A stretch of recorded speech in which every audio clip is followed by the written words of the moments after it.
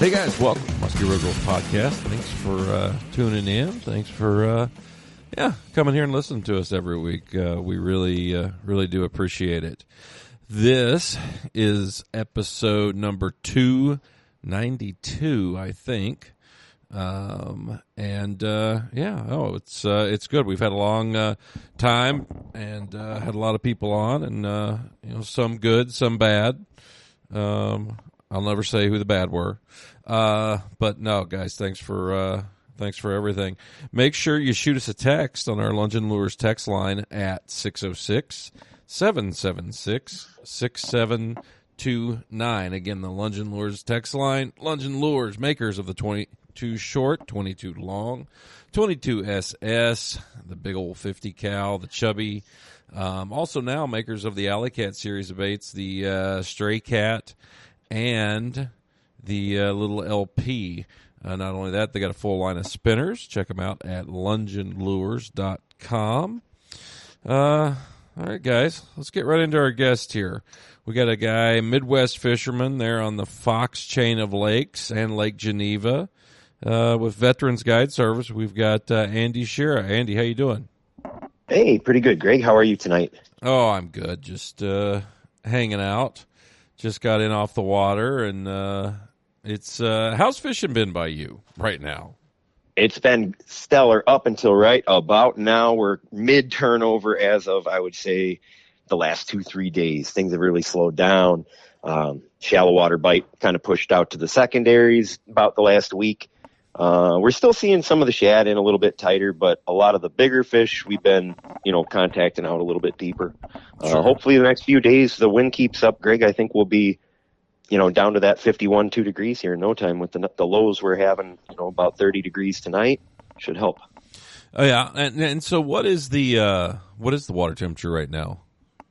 What do we have this afternoon? I think we were at like 56. Okay. 57. 56. Some lakes 59, 60, if they had a deeper basin. Sure. All right. Yeah, that's what I was wondering. We're at about 54, 55 right now, but we're supposed to warm up. It's supposed to be damn near 70. Tomorrow's like 65, and Thursday's 70. And, yeah, we're going to go up and down for a little while, and then looks like cool down. So, which would be good. It's about time that it definitely that it does that. So no, that'd be great. So Andy, why don't you walk us through kind of how this fall has been for you? Maybe start there Labor Day-ish, and I got to back up a little bit from that, Greg, but I'd love to. Sure. Starting earlier in June, our vegetation got out of control, and our milfoil and coontail specifically, they were up to like 7-8 feet tall in 7 to 9 feet of water, which made for a fantastic forest of vegetation and not a great open water bite this year. There's a ton of great casting. Now, fast forward a few weeks into the third week of June, the homeowners on Channel and Catherine Lake, I could look it up here, but I got the name of it handy. They put a couple different chemicals in, Greg, and the first one I got here is Procellikorak. That's my favorite Korak. Yeah, sounds like STD. Mm-hmm. But the notice that I saw said it was for use on invasive species targeting aquatic vegetation. So I want to know what this did. Is it actually killed all of our coontail, all of our milfoil, and left the only thing we had was eelgrass for the fall. Mm-hmm. Some, wider sandgrass, but that was a transplant item. The eelgrass rather was kind of introduced. I think it was through the DNR the last couple of years. They put it in a couple locations. Well, now fast forward here to Labor Day, and that's pretty much the only cover the fish had inside 4 or 5 feet. You had a little bit of broken up, deeper coontail edges, but the main weed beds that are like hundreds and hundreds of acres of lush coontail where they're eating it, at your feet every day, that was not a thing. So topwater was not a thing. We didn't have a lot of rain after about that 5-inch storm we got here on the 4th of July. So all these chemicals just fermented, and I believe escaped. They opened the locks and drew some of those chemicals out of Channel and Catherine into Marie. And I think Marie got scorched as well. And if you snag the bottom, it smells like death. I think the decomposing matter consumed of a lot of oxygen while breaking down. And I think we've had a lot of really lethargic fish all summer. So it's been like miraculous that we're able to just keep adapting. But our presentations went way smaller. You know, the way we're fishing zones got way smaller. Like it's, you know, basically post frontal every day. We're not seeing the following fish per hour that we were used to. Yeah. We didn't have a good open water bite that we're used to. I think a lot of the fish were like hungry but tired, so to speak, wore out. Sounds like kind of me. stressed out. Yeah, the 10-year guide program. Mm-hmm. What is so? I mean, have you seen it pick up though here lately? I think it will pick up next spring when we hit 55 degrees again and get new weeds. I think this fall we're going to have that great feeding frenzy we always do in November, December. Lakes are about to freeze. You can throw rubber and, you know, cover your secondaries and maybe primaries at low light periods and stuff. But I think that bite will still go because once you flip, I think we're getting some oxygen back in the water from maybe the winds turning the lakes over the last few days. I don't know. But I've been on a pretty consistent pattern casting at both places, Lake Geneva and the Fox Chain, up until about today. And we started trolling today. And you know how that goes. So when the casting bite kind of goes kaput, you get out the numbers in your favor rods. Okay. Now, let's talk about trolling. You do quite a bit of trolling there in the Fox Chain area, don't you? Didn't this year, but most years I run 3 to maybe 7 weeks of trips if it's a real good, you know, open water year or whatever. Sure. Maybe walk us through the equipment you're using now in the fall. Sure. Yeah, I'm using now this is for baits from 4 inches all the way to 14 inches. I'm using just the 9-foot heavy trolling chaos tackle rods, the newer red banded ones. And then I also have some of the older, I really like the older Custom X, the black and red ones that were just a heavy trolling as well. But I have some 7 and 8 footers that I like a lot for my 18.5-foot boat. So I'll go, you know, a pair of 7s, maybe 2 pairs of 8s and a pair of 9s. And that's usually, you know, we might flatline 6 and put 2 boards out, or, you know, sometimes I just run 6 depending on how bad the vegetation is. But we're running a lot of small baits even later in the year. That is for that Fox Chain, and Geneva can be, you know, real tricky. But a lot of the luck I've had, especially during this October, you know, kind of pre-turnover for that real big body of water, it's been like 12-inch headlocks and 10-inch matlocks and really big commanding presence type. Some big legend plows and stuff would work too. Do you think that's because, you know, deeper water, you're fishing deeper stuff on average, and it's very clear, so the fish can come from a further distance? Do you think that may be the reason why?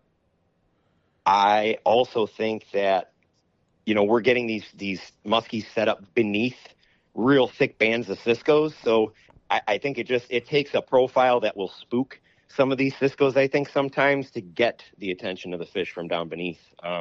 They love that lower third of the water column, man. Them Cisco's are like always down. So even if we're trolling, you know, let's just say 15 to 25 feet of water right now on Lake Geneva, more than likely you're going to be needing to get your baits down like 22 feet in 25 feet of water to get their attention. I mean, there is a lot of bait, and you need something that's big to scare those Cisco's when they're under Cisco's. Wow. Post-turn, hopefully they're not going to be. Hopefully they'll slide in and start going more after the perch and walleyes and rock bass and stuff in the weeds there. But both fisheries set up kind of differently. You know, I haven't done, I think, 3 total days of trolling this year. We had great vegetation for April, May, and June. And up until that big weed kill there, it was just partying in the weeds every day, fishing 4 to 8 feet and having a good time. Huh.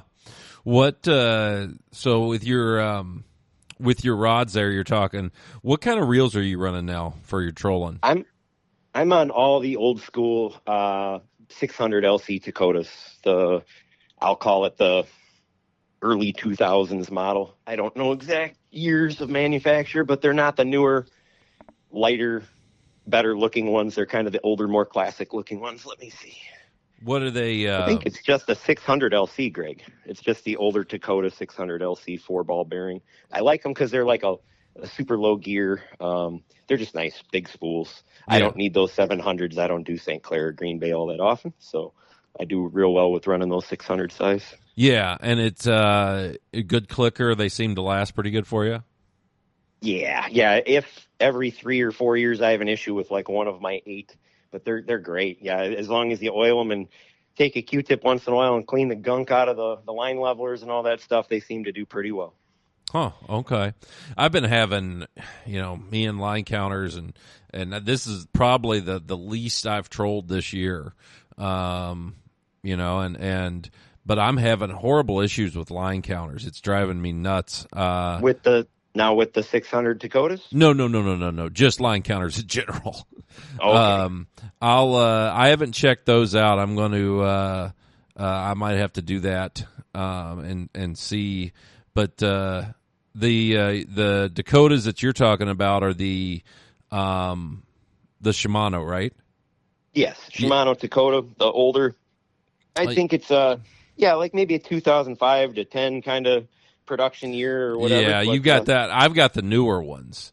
And the only problem with the newer ones is, and I like the reel. I mean, it's fine, but they're really high geared.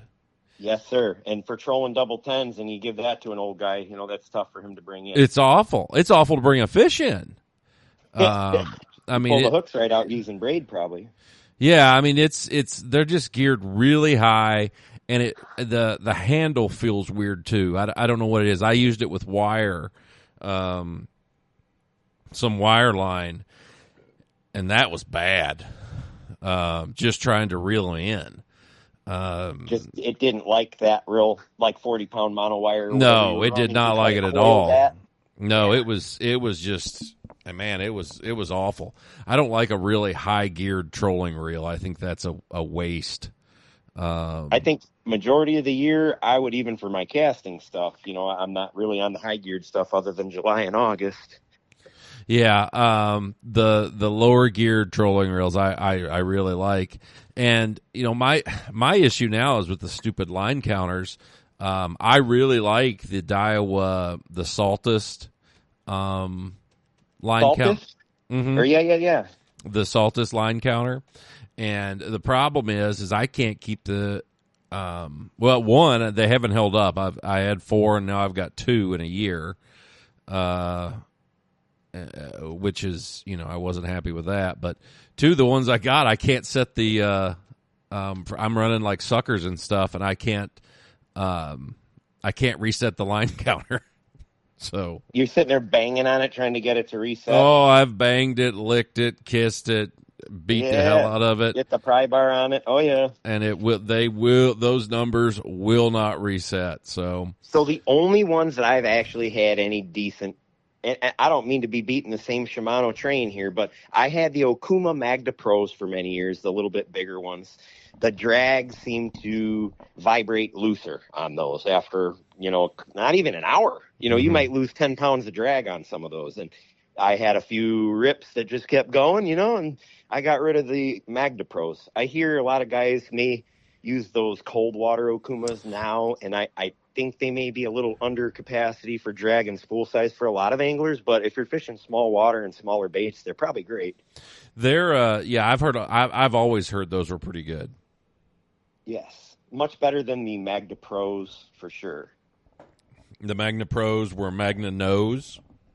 For me, absolutely. Yep, the line counter was trouble, the drags were trouble, and that is when I think I just kind of broke down and I started looking on eBay, Greg, and I'd find some old timer selling a 600 LC for $150, and it might have, a couple of them had metric line counters I had to have switched out or something, but you can still pick them up if you keep a lookout for them. They're great.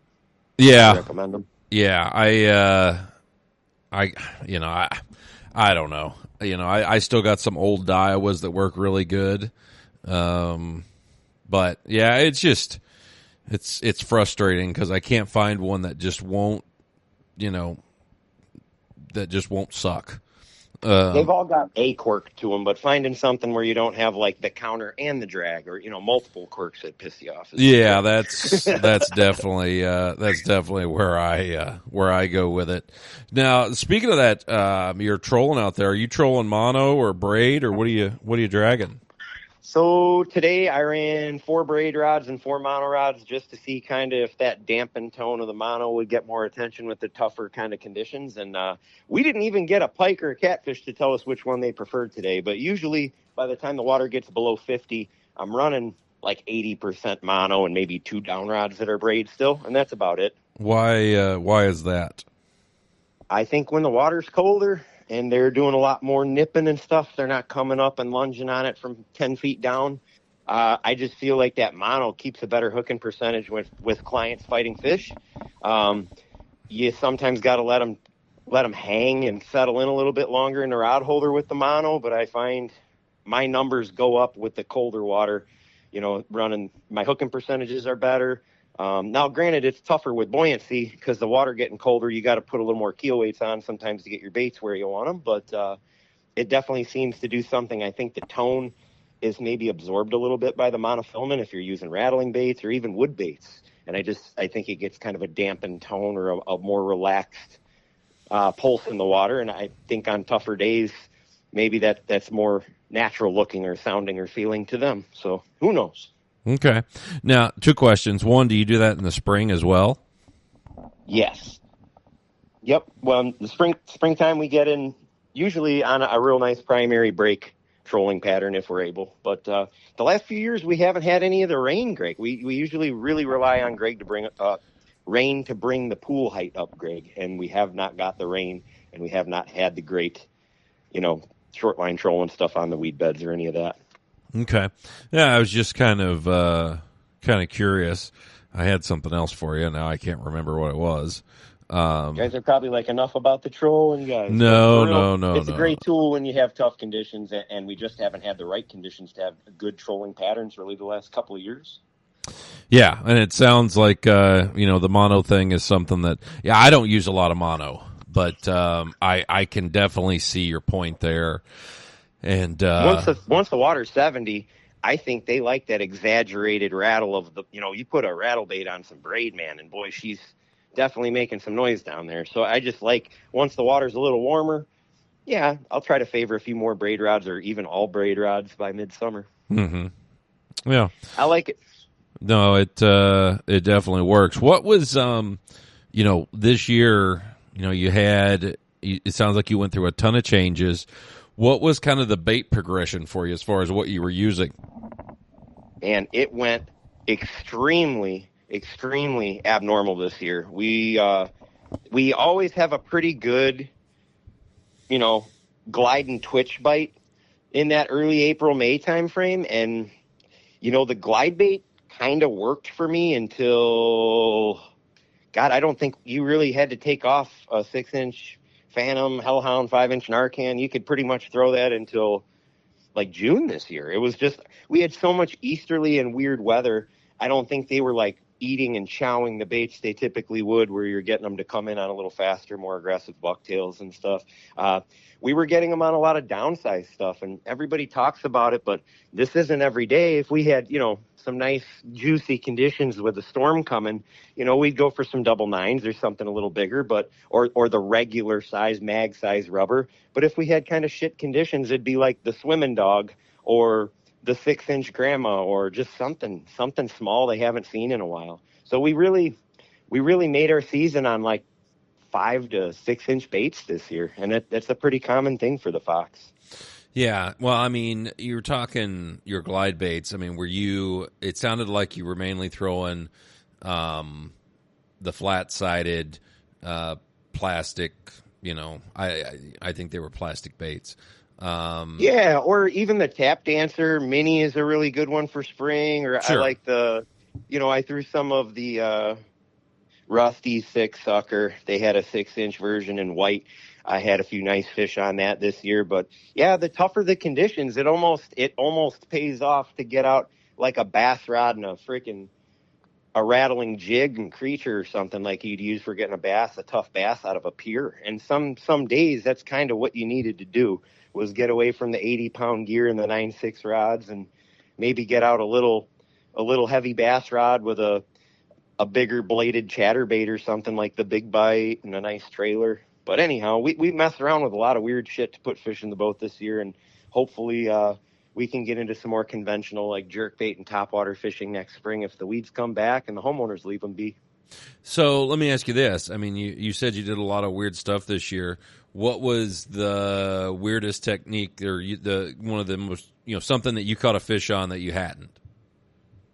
So we brought back some really old shit this year, like the original hog wobbler. Sure. Like the flap tail mini that Lee Lures makes. I was expecting to be a dynamite spring bait because it's like a 3-inch broom handle. It's very small. And we threw it when they were laying in that eelgrass, around Labor Day there. And it was, I couldn't get them to eat a prop bait. It was that little Lee Lures mini flap and, hog wobblers, and they weren't taking the Lake X and the faster moving baits. And again, I think this is attributed to a real hypoxic or oxygen deprived environment from all those weeds breaking down and consuming whatever oxygen was in that water. So, and then you add the lack of rain and a whole bunch of boat traffic stirring everything up. It killed everything on like the North Four Lakes. Bluff had probably some of the better weeds that were left. So if they paid somebody off to make sure all the weeds were gone, they definitely did it right. Well, what about down a little ways? I mean, is it Pistake or? Yeah, and like today we were on Pistake and Fox and Petite, but the problem today is we had such a north-northwest wind that it was just jamming right down the middle of Fox, and it was almost to the point where you could barely maintain speed. It was some pretty big, like 3-foot chop for my little 18.5-foot boat, so we went into Petite and made our day there just because the vegetation's better and it still has green coontail standing in 6 feet of water. I think those fish are a little spunkier, so that's where we spent our day.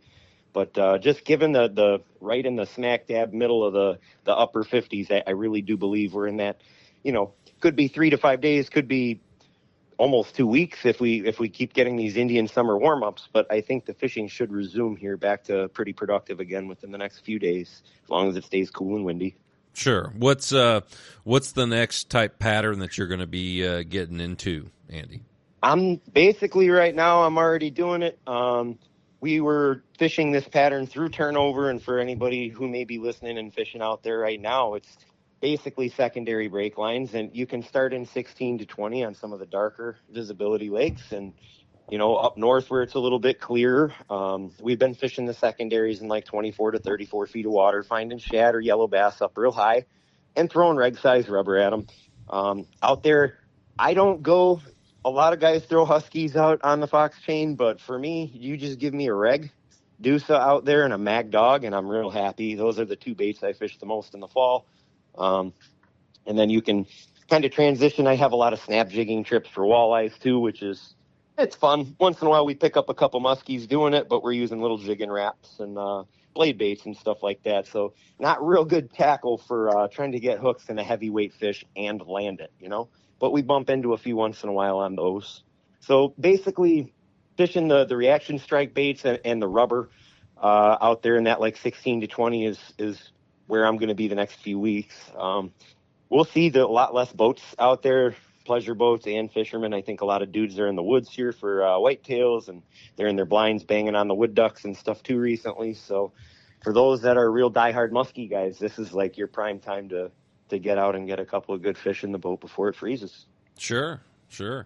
Well, let's talk a little here about Lake Geneva. What, how was that this year with the lack of weeds in the Fox chain? Did you find yourself going there a little more or no? Oh my gosh, the problem with Geneva is the weeds are too good. You could get lost fishing from 7 to 24 feet of water is all pretty much coontail and little bits of 2-finger tobacco cabbage if you can find the right areas. And then outside 24, we get in that real good sandgrass, kind of finer stuff out on Lake Geneva until from 24 to like 32.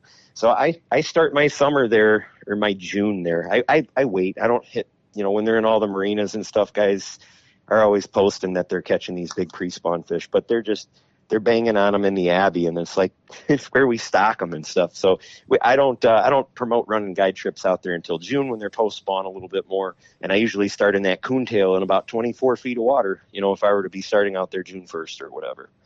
The visibility can be light penetration is sometimes as much as 36 feet. And I had a couple guys doing like a disc study, visibility disc, telling me that Lake Geneva was more clear than Big Elkhart, Big Green, Black Oak up in Vilas. Basically, the top 5 clearest lakes in the state of Wisconsin were not as clear as Lake Geneva was the past summer when he did the study. He reported 37 feet of light penetration. And now there's some new mussel, kind of like a zebra mussel, but it's some other invasive type. I'd have to get more on the biology of it. But there is another filter feeding mussel in Lake Geneva. And they're attributing that extra 2-3 feet of visibility going from 35 to almost 38 feet is because of this new mussel. So I don't know what that's going to do, but I had a tremendous year out there. It can't get any clearer. It's a tough one. I have really good clients from the Chicagoland muskie hunters that fished out there this summer with me, and we hit some good lunar windows and some good weather patterns, and we ended up with our big fish of the year that made it to the bag was only a 49.5, but we had another one that was 4 foot, a couple 46, and then, unfortunately those 50s out there, we didn't get any of the 2012 stocked, the right ventricle fin clipping, so we're looking for hopefully a 51-incher this fall if we get lucky. But sorry to ramble on a bit about the summer on Geneva, Greg. We had a really hot. Sorry. No, well, I mean, let me ask you this. I mean, you're talking about the water clarity and all that. Has it been primarily a night deal or day or? I mean, if you wanted to spend some time really picking apart some of these topographies at night, that would be your best way to like solo or with a good skilled friend catch another one. But for me to go out and teach guys, 1, how to fish 30 something feet of viz, and 2, how to engage these lightning fast fish out there without sleeping at the wheel and missing your chance. A lot of people need to be able to see to be successful with that. And I found, fishing it during the day can be really tough. There's some days where you may only have action from 3 to 5 fish in 8 hours. But on those couple of good weather days or the windier days or the cloudier days or whatever, the better lunar days that line up right, we're fishing open water only, basically. And there's days where we'll see 15 or 20 fish in 5 or 6 hours, and they're all over 44, big ones. So that, that's great. But what happened this year is I had a Chicagoland muskie hunter member, we'll leave his name out. He accidentally had a fish come into the figure 8 from about 42 or 43 feet of water, and it came straight off the bottom. It didn't stop. It was sitting below thermocline 5 or 6 feet. Thermocline's about 32 by the time July gets there. And this fish went from my down imaging screen and disappeared. He said, here comes one, and got her almost in the same instant. We got it in the bag, but the fish ended up dying. It had a huge oxygen distension in its belly. So I've since learned from watching videos of like redfish and how to fizz them, air bladders on crappies, absolutely how to fizz them, Greg. And I go 4 fingers down from the lateral line and like a whole hand's width back from your ventricle fins or your pectoral, your front, sorry. But you basically go a hand width down and you could go right in the middle of the distended air bubble that you see, right? If you see it sticking out, you flick a few scales up. I use an 18 or a 20 gauge IV catheter needle that you can get from any hospital or whatever. But that's been what I carry with me now since this happened. What that did, it was like July 15th. We caught that big fish, right? Mid-July, coming into full moon, a few days before, weekday, got a nice one, killed it. So I ended up canceling 6 weeks worth of guide trips and rescheduling them all to smallmouth or fox chain or whatever else. And that what I'm telling people right now is you can go find fish in 40 feet of water out there, sure. And absolutely, that guys that are scoping them out there and going to be having delayed mortality because of it they're going to be killing these fish. This was the first one we've had die. It's the first one we had that usually when they follow it in, they'll go around once. And I swear to God, they must purge on the way up or clear one of them atmospheres out of their gills because when you catch them in the figure 8, they typically don't have any distension in their belly. It's more of like a deep trolling thing or something, which I don't even troll during the summertime on Geneva because I don't want to get into how many downriggers and lead balls we would need to get to these fish some days. And I just think it would promote a lot of bad fish handling. Right. So anyhow, if you want to redirect me a little bit, I am on a tangent here. Sorry, Greg.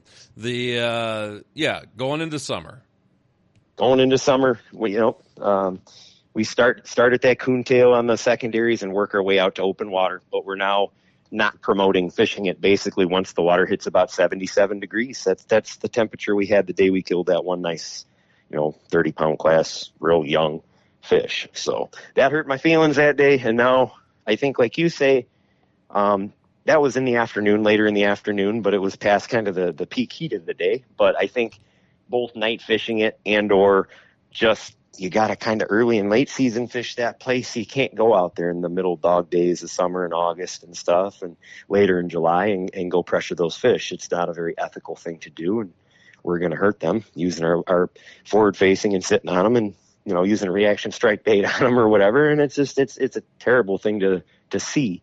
So I'm just trying to not promote fishing, peak water temps of the summer. Go north, guys. If it's getting into July and temps are getting above that 76, 77 degrees and the fishing's starting to go down below, you're not seeing all that suspended bait anymore. It's, kind of getting into those dog days. Give it a rest. What about now, like here coming into fall? Well, it's tremendous. Right now it's pre-turnover. I'm on a guide trip there tomorrow. Because there's a tournament there this Saturday, I'm going to leave some numbers out, but you can find fish in open water right now. Their relation to the surface or the bottom is kind of unknown based on what that water column is doing, but there's been some better fishing for me suspended out over 50, 60 feet of water with some days the fish only down 12 to 16.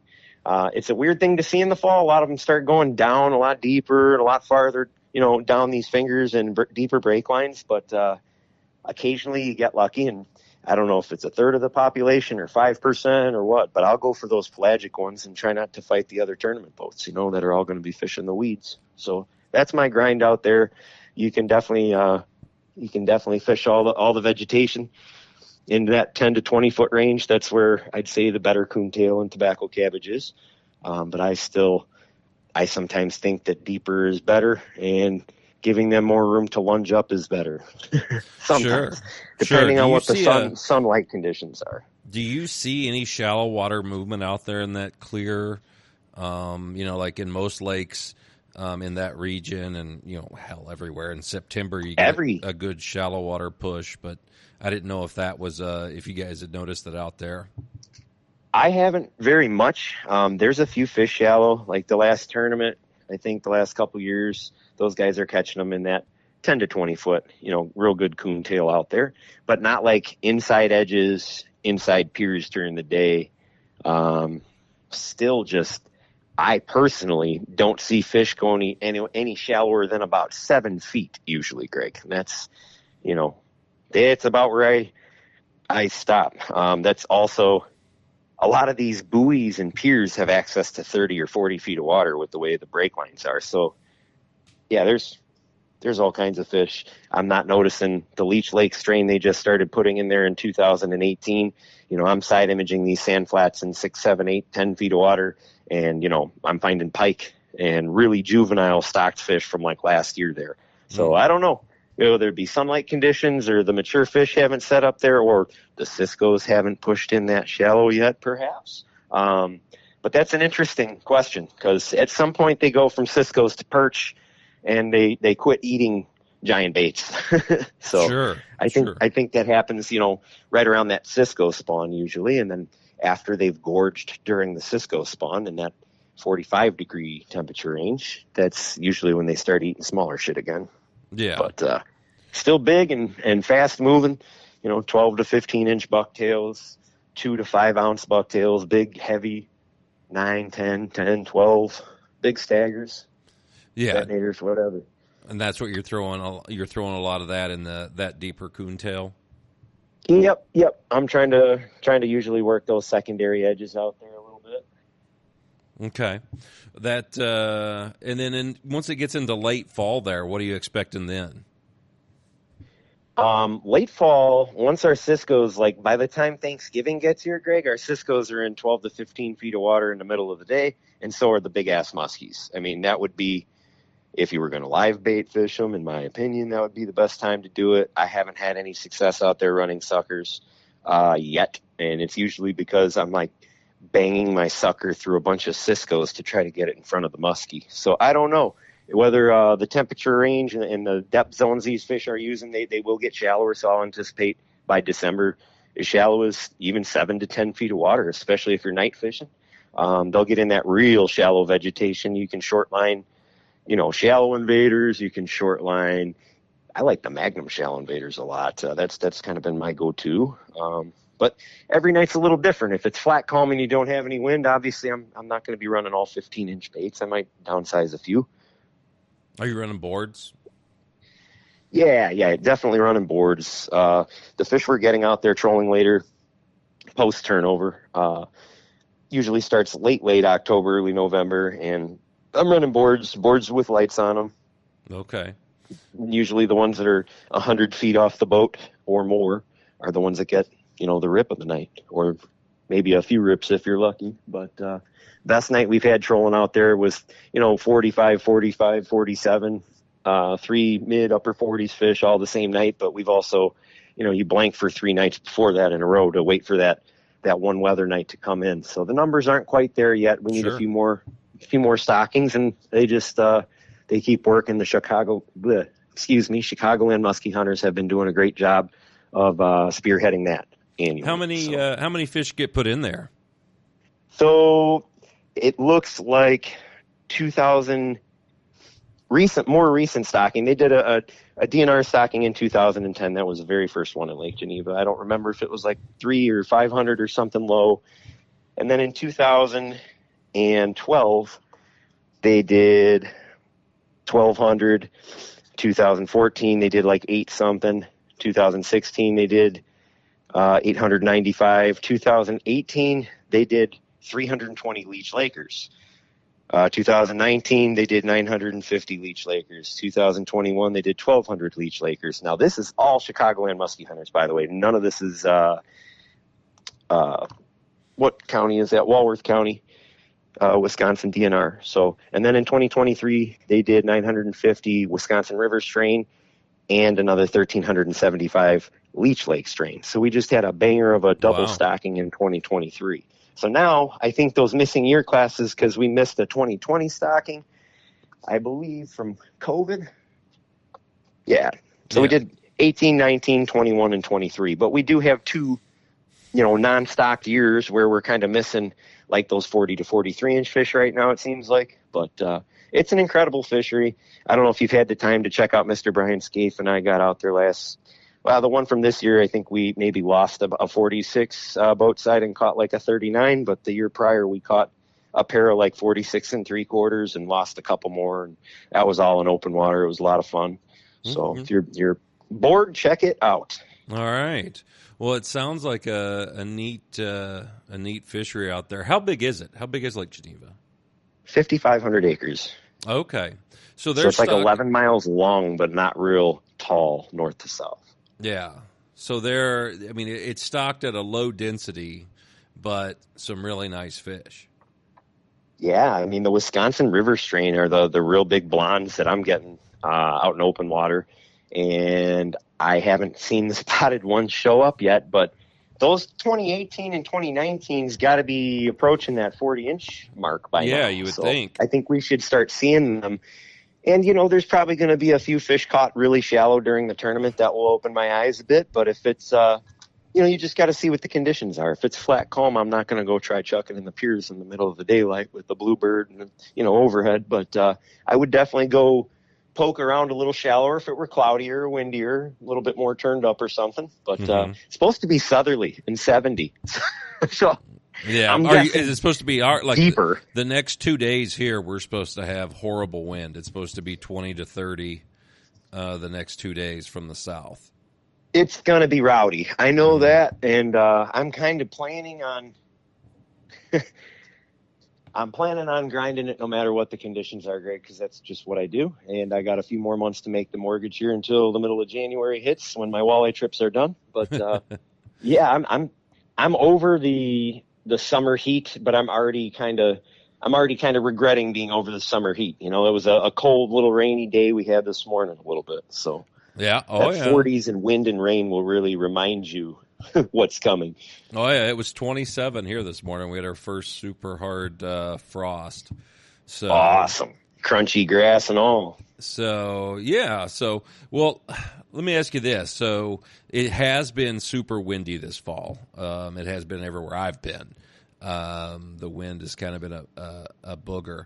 Maybe how do you? This will be the last one I ask you, but how would you? If somebody asked you, hey, I'm having trouble. Wind's driving me crazy. Maybe 2 or 3 things that help you when fishing in the wind.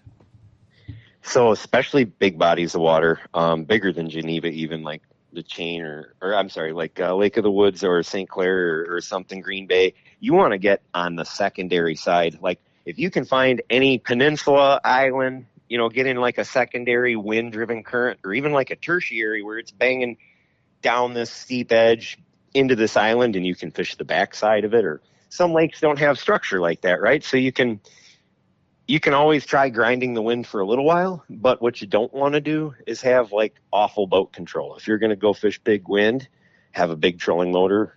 I don't have lithium. I'm still hanging in there with lead, but I got real nice batteries and I replace them frequently. And the big wind is great. There's a lot of times where that's going to drive a lot of bites, but when you're in that 30 mile an hour stuff and you just have to fish it, you can't be always on those wind driven, leeward edges of stuff. The windward sides of stuff, rather, you have to get behind on more of a leeward or a secondary wind-driven current stream, follow those air bubbles you can see visually on the surface, and just try to get out of it any way you can, and if you got to, you can go straight into that south, or you can go straight into that north and just hug that north shoreline really tight.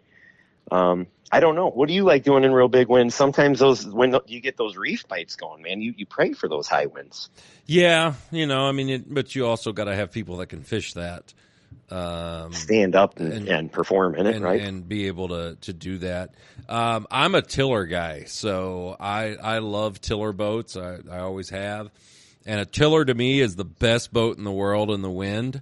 It sucks because you're going to get wet, but they're great for slipping with a pair of wave whackers on the back. I use it to, I use the big motor a lot to, hold off of structure. If I've got guys that can cast into it and I can hold us off. Bump in neutral or reverse. Hell yeah. Yep. I do a lot of slipping with the big motor. It's just something I've always done. So that's my biggest thing when telling people and talking to people about fishing in the wind. The other thing is if you're drifting, try to make sure your motor's kicked where your prop's going into the wind. Turn your keel hard over to either bring your bow out and away from the cover you're not trying to run into, or into it if you're trying to stay tight, but you can definitely slow your boat down with a hard over keel and a drift sock. You don't always need the electric power when you're drifting in those big winds. I also like going straight into it, which is kind of a newer thing I've been doing a little bit more the last 5 to 7 years maybe, but just going, if you have the battery capacity and a good go-to waypoint or parallel, follow the contour, whatever kind of electronics advantage you want to use there, that can be really nice on a high wind day. Then you just monitor your prop speed and your digital speed over ground, and you can, if you need juice up your prop a little. Definitely don't trust the cruise control when you're in those intermittent gusts and stuff like that. It's always a manual adjustment real quick if needed. Yeah, no, it's going into the waves is great as long as they're not just ridiculous. Crashing in the bow, you're not figure eighting well. Yeah, no, it's so, well, that's good. I just, the wind stuff to me is always interesting, how other people deal with it. I usually just complain and bitch at it. That's what I find the best. I just throw bigger, heavier baits into it. Oh, I hate wind. I've always said people that love fishing wind have never fished in the wind.